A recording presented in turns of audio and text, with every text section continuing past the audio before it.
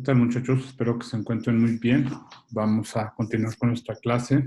Y bueno, tenemos algunos temas que tratar de hoy, que son prácticamente ya de la segunda parte de lo que es el tema de organización. Entonces, para comenzar, vamos a hablar de lo que es la autoridad, el poder y autoridad, primero que nada, ¿no? Entonces, es importante que nosotros podamos definir. Y no se imaginan lo importante que es entender la diferencia que esto tiene, ¿sí? Primeramente, por su lado, poder lo definimos como la habilidad de individuos o grupos de inducir o influir en las creencias o acciones de otras personas o grupos, ¿sí? Entonces, como pueden ver, el tener poder es algo que viene ya más con el individuo, ¿no? Es un don, por así decirlo, ¿no? Es una habilidad, porque inducir o influir en las creencias y opciones de las personas no es algo sencillo. Entonces, esto nos lo da algo que está ya dentro de nosotros. Por su parte, la autoridad es el derecho de una posición de ejercer discrecionalidad, o sea, de hacer que las cosas se hagan, ¿sí? De tomar decisiones que afectan a otro. Sí, entonces podemos ver que hay una diferencia muy marcada. La autoridad es una facultad, es algo que se nos otorga para poder nosotros hacer algo. Es un derecho, como dice su definición, es un derecho de una posición a ejercer discrecionalidad. ¿Sí? Entonces, lo ideal es que cuando nosotros somos gerentes tengamos esta combinación de poder y autoridad, ¿no? Por ejemplo, un ejemplo que a mí me gusta mencionar para que entendamos un poquito el poder en una de sus vertientes es, por ejemplo, llega un vendedor de pinturas y vende una lata de pinturas a una empresa, o supongamos que hay a la universidad, ¿no? Vende esa lata de pintura y regresa después de un mes porque la vendió a crédito, ¿no? Entonces llega y le dice a la secretaria, disculpe, vengo a cobrar esta factura. Y me dice, disculpe, no le puedo pagar hasta la semana que entra porque el director no se encuentra. Regresa hasta dentro de una semana y le dice, oiga, es que yo ocupo el dinero porque tengo que pagar mis proveedores también, entonces usted deme el cheque. Esta persona tiene el poder y realmente convence a la secretaria, ¿no? Entonces la secretaria se deja influir, pero la secretaria se da cuenta de que ella puede firmar. Sí, ella puede firmar definitivamente, pero una cosa es que no tiene el derecho, ¿verdad? Para firmar ese cheque, o sea, no tiene la autoridad de firmarlo. Cuando el vendedor de pintura lo lleve al banco, le van a decir, ok, esta firma no procede, ¿verdad? Porque no tiene ningún valor legal. Entonces, este ejemplo también nos lo encontramos mucho en las empresas. Nosotros vemos cómo gente llega a las empresas a trabajar y se les da la autoridad, ¿no? De ser jefes de línea, supervisores, superintendentes, pero la gente no nos hace caso, ¿no? ¿Y por qué no nos hace caso? Porque nos falta ese poder. Si nos dan la autoridad por medio de un puesto que nos dice que somos supervisores o que somos gerentes, que somos directores o jefes, como ustedes lo quieran llamar, pero no es suficiente. En todo caso, tenemos nosotros que tener poder, ¿no? Y para tener ese poder, pues necesitamos saber cómo ganarnos a las personas y esa es una situación que vamos a comentar en la parte de dirección, ¿sale? Entonces, pero es importante que vayamos viendo qué tanto poder tenemos nosotros, ¿sí? Como autoridad, pues bueno, ustedes tienen el derecho de entrar a una clase. Es una autoridad que tienen ustedes, ¿no? Fuera de eso, pues no hay más autoridad que puedan tener en el salón de clase. Pueden usar las aulas, pueden entrar a los centros de cómputo, pueden estar en la lista de asistencia de una clase, pueden entrar en un salón o una clase virtual, como es el caso ahorita, pero no más, ¿sale? Ok, entonces, espero que quede muy bien claro, muy claro, porque eso es definitivamente súper importante, ¿no? Que lo tengamos definido. ¿Sí? Bueno, entonces pasando de tema, vamos a hablar un poco de lo que es el empowerment, o como bien llamado, delegación de facultades de decisión. ¿Sí? Y este es un concepto que también es bastante útil. ¿Sí? ¿Y cómo lo definimos? Pues bueno, es cuando los empleados de todos los niveles de la organización reciben el poder de tomar decisiones sin pedir autorización a sus superiores. ¿Sale? Entonces, yo un ejemplo que les decía era un ejemplo real que pasó en Coca-Cola, que cuando un vendedor por alguna situación se le acababa el producto, le hacían un pedido especial a un cliente, regresaba a la planta embotelladora y tenía que entrar, ir a pedir permiso al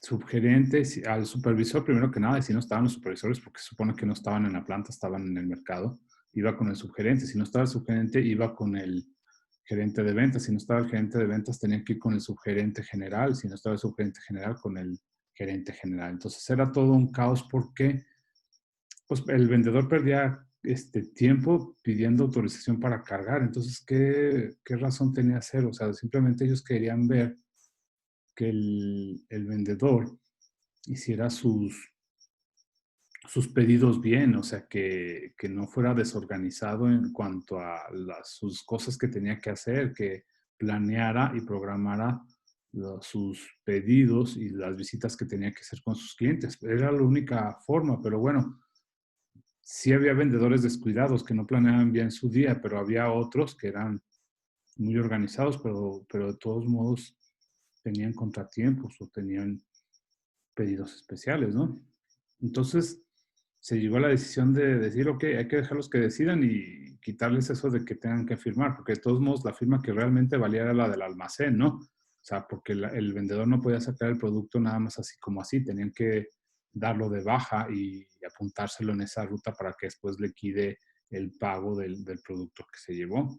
Eso sí era necesario, pero el vendedor debería de tomar la decisión de si va por producto o no, y no que esté con el pendiente de que no voy porque me van a quitar mucho tiempo entre que piden las firmas y que por qué no cargué todo el producto y que si se me olvidó, etcétera, dando una explicación que obviamente pues era lógico que quería vender más, ¿no? Y punto. Entonces esto le llamamos empowerment, darle poder a las gentes, ¿no? Por ejemplo, ya el empowerment tenemos que saber cómo darlo, ¿no? Por ejemplo, imagínense en la secundaria, ¿no? Les decimos a los alumnos, ¿no? Tienes que pedir permiso para ir al baño, ¿no?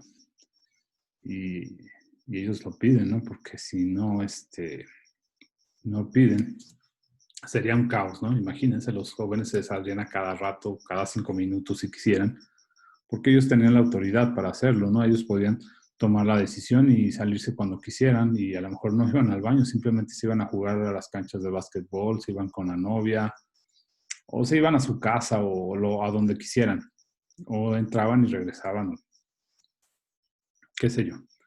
Pero en la universidad ya contamos con la madurez de darle esa autoridad a los estudiantes para que ellos decidan, para que ellos tomen la decisión. ¿Quién sabe todavía, no? ¿Quién sabe? Yo me quedaría pensando que la mayoría sí, pero hay algunos casos que abusarían, ¿no? De esa confianza. Entonces, el empowerment no se le puede dar, por ejemplo, a cualquiera que acabe de llegar, ¿sí? Nuevo. Bueno, si estamos en una empresa para que vaya al baño, por supuesto, ya que se vaya al baño solo y no esté pidiendo permiso. Sería ridículo que tuviera que pedir en una empresa a alguien permiso para ir al baño, ¿no? No es así, pero si tenemos gente que ya tiene rato trabajando con nosotros, ya la conocemos, sabemos cómo trabaja, sabemos cómo es su capacidad de decidir, podemos darle cada vez más confianza para que tome decisiones y se haga responsable, ¿sí? No le voy a estar pidiendo cuentas de cada cosa que hace, pero si yo estoy contratando que alguien acaba de entrar y va a un puesto tal vez de mediano rango, de todos modos todavía no puedo soltarle toda la autoridad, no puedo soltarle toda la libertad para que tome decisiones sin pedir autorización. O sea, eso se va haciendo conforme vamos viendo, ¿no? Conforme también hay cosas que se le van a dar de autorización en su propia naturaleza de puesto, en su propia descripción de puestos. Entonces eso ya lo iremos nosotros estudiando, ¿sale? Ok, pasando de tema, vamos a ver lo que es el principio escalar. Y bueno, lo que nos quiere decir el autor aquí es que cuanto más clara sea la línea de autoridad, más clara será la responsabilidad a la de toma de decisiones y más efectiva será la comunicación organizacional, ¿sí? Entonces, eh, lo que se refiere aquí es que debe ser bien claro cuál es la línea de autoridad que se sigue, ¿no? ¿Quién es el que toma esa decisión, ¿no? En cuanto a las funciones que se debe de realizar, ¿sí? Para tener claramente, saber qué responsabilidad tengo, ¿no? O sea, qué pasa si tomo una decisión o si la dejo de tomar, ¿sí?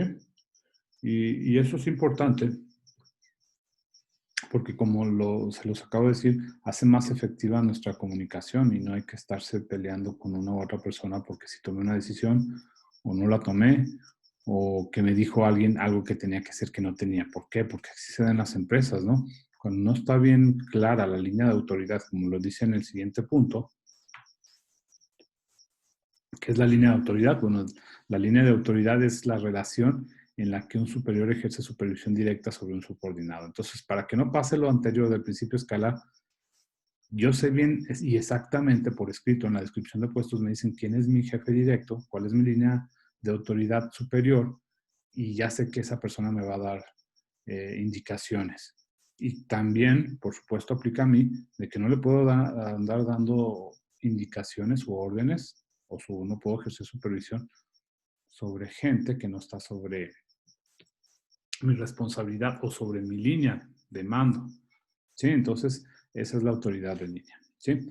Por su parte, la naturaleza del personal staff, su función es básicamente investigar, buscar y dar asesoría a los gerentes de línea. Los gerentes de línea pues, son los que están después de la línea del gerente general, que son los jefes de los gerentes de ventas, jefes de producción, jefes de contabilidad, jefes de almacén, de servicios de informática, etcétera. Y bueno, el personal staff se dedica a generar y desarrollar planes o programas de capacitación o de hacer las cosas de una mejor manera. Y por el perfil que ustedes tienen, pues encajan muy bien también para entrar en esto porque pueden desarrollar procedimientos, procesos, etcétera. ¿Sí? Entonces, lo que buscamos, que es como en este ejemplo, pues tener bien identificados, ¿no? ¿Quién es mi jefe y quién, como pueden ver aquí, quién es mi jefe en la parte superior y en la parte inferior a quién les doy órdenes para poder supervisar, quién me supervisa a mí y saber quién me da órdenes y a quién le doy órdenes, ¿sí? Entonces, básicamente la idea de organizar parte de esta premisa, ¿sí, chicos? Entonces, para que lo tengan muy en cuenta. ¿Sale? Bueno, ahora por su parte la autoridad funcional. ¿Qué es la autoridad funcional? Bueno, la autoridad funcional es un derecho delegado a un individuo o un departamento para controlar procesos, prácticas, políticas específicas u otros asuntos relacionados con actividades realizadas por el personal de otros departamentos, ¿no? Entonces, aquí el derecho es delegado, ¿no? A un individuo o departamento. Entonces aquí, como lo habíamos visto la función, en la departamentalización por función, pues aquí nos dan este derecho, ¿verdad? A hacer ciertas funciones. Por ejemplo, yo tengo todas las funciones de producción. Yo tomo, pues total responsabilidad y funjo con autoridad para hacer cosas, practicar, hacer todas las actividades para producir algo, un producto, por ejemplo. Propongo políticas para yo controlar la forma en que se va a manejar mi personal dentro de este departamento o dentro de esta área, ¿no? ¿sí? Y para que sean autorizadas. O sea, yo puedo poner políticas hasta cierto punto, pero habrá algunas políticas que tendré que ponerlas a revisión, autorización por parte del gerente general, y hay algunas otras que ya podré ponerlas en las que nada más afecten a mi área para que las cumpla el personal, porque yo creo que esto me va a ayudar a lograr los objetivos básicamente. Ese es principalmente el objetivo, ¿no?, de la autoridad funcional. ¿Sí? Bueno, ahora pasando al concepto de descentralización. Bueno, la descentralización es la tendencia a dispersar la autoridad de toma de decisiones en una estructura organizada. Entonces, yo, por ejemplo, puedo decir que tengo un departamento de producción, ¿no? Entonces, en este departamento de producción decido dividirlo tal vez en 3 partes, ¿no? Y esas 3 partes, ese departamento de producción, tal vez en un inicio estaban comprendidas varias áreas, obviamente la de manufactura, ahí mismo estaba la de mantenimiento de maquinaria tal vez, estaba la de calidad ahí mismo, y yo digo, ok, pues no tiene ninguna relación que esté calidad ahí mismo porque pues no puede ser juez y parte, entonces le quito, descentralizo esa autoridad de calidad y la paso ahora sí a otro gerente, ¿no? Y también digo que la de mantenimiento de maquinaria, también que pase a ser otro departamento u otra área, ¿no? Entonces descentralizo un poco producción y ya queda mejor organizada la toma de decisiones por una autoridad más concentrada según la función que se requiera para tomar ciertas acciones, ¿no? Entonces a eso se refiere la descentralización. Y pasando ahora a lo que es perdón, me pasé, la recentralización, ¿sí? Bueno, entonces, ¿en qué se trata la recentralización? La recentralización básicamente es la centralización de autoridad que antes estaba descentralizada. Entonces, normalmente no es una inversión completa de la descentralización, ya que la autoridad delegada no se retira por completo. Entonces, yo busco volver a retomar esa autoridad, ¿sí? De nuevo en una sola función o puesto, pero de cierta manera dejo algo con los puestos anteriores si es que los sigo conservando, ¿sí? Si de otra manera, pues bueno, sí les dejo algo de autoridad a esos puestos, pero tal vez tiendan a desaparecer, que es lo más común cuando se hace una recentralización de las autoridades, ¿no? Ok. Entonces, pasando ahora sí lo que es el tema de la organización efectiva y la organización y la cultura organizacional, pues bueno, aquí nos vamos a encontrar varios aspectos que son muy importantes que tengamos en cuenta para una administración más efectiva y una organización que sea más dinámica y productiva, ¿no? Entonces vamos a ver, ¿no? Estos temas.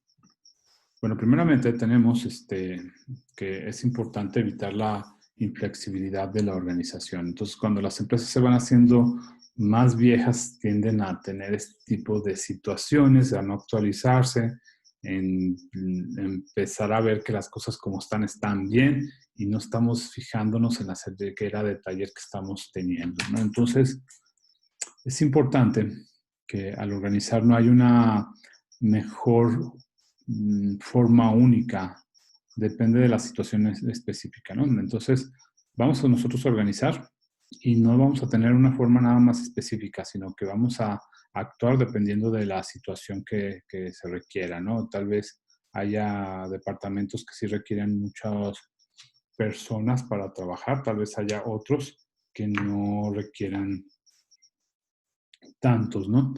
Pero no aplicará el caso siempre para todos. Entonces, organizaremos dependiendo de la complejidad del objetivo, de la situación que se quiera lograr, etcétera. Entonces, habrá situaciones en las que yo puedo tener muchas gentes, que pueda poner un gerente o pueda dividirlo en 3 departamentos, dependiendo de las necesidades de la empresa, del mercado, de los clientes y sobre todo el objetivo final que es obtener ganancias, ¿no?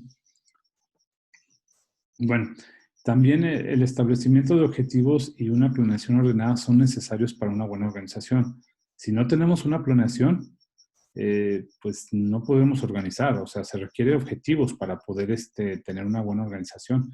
Si no tenemos objetivos bien definidos, no podemos organizar, no podemos definir qué elementos o qué personas o qué puestos, más bien dicho, se necesitan para que la empresa funcione adecuadamente, porque la organización va para apoyar lo que es la planeación, o sea, para atender objetivos y cumplirlos, ¿sí? Y no que entorpezcan el cumplimiento de los mismos, ¿sí?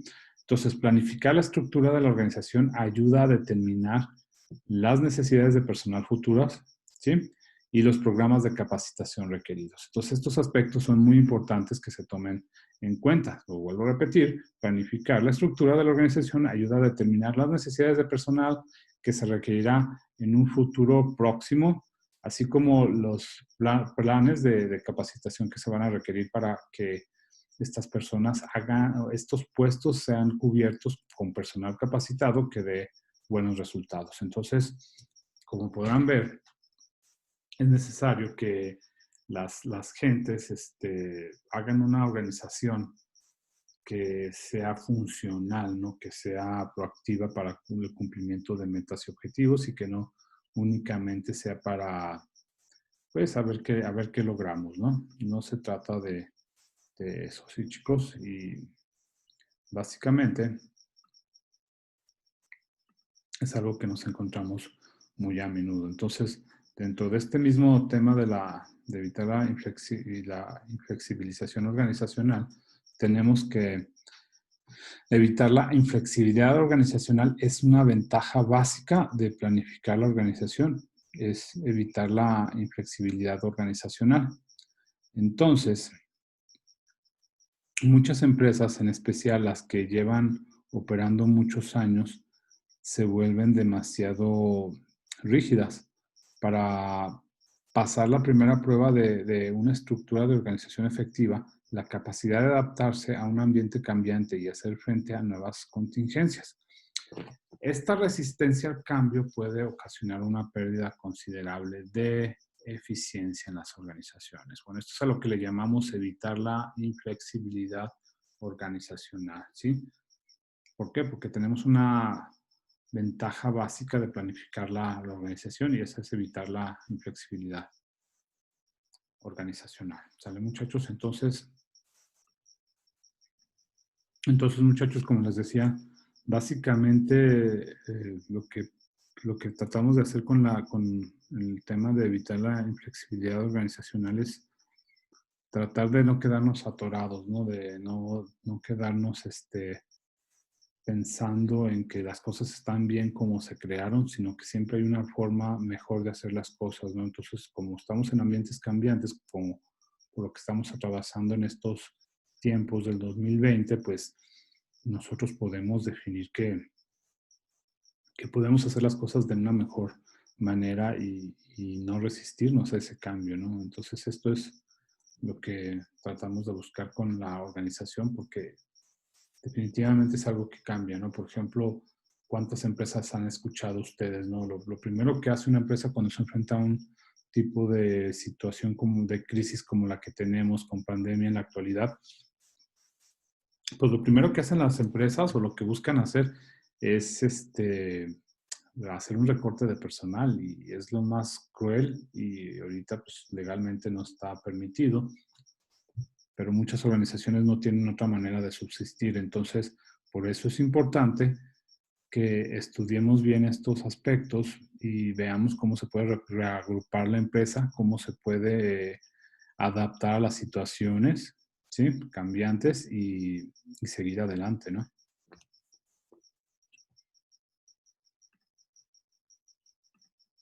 Bueno, entonces, tomando estos mismos aspectos, tenemos la necesidad de reajuste y cambio, ¿no?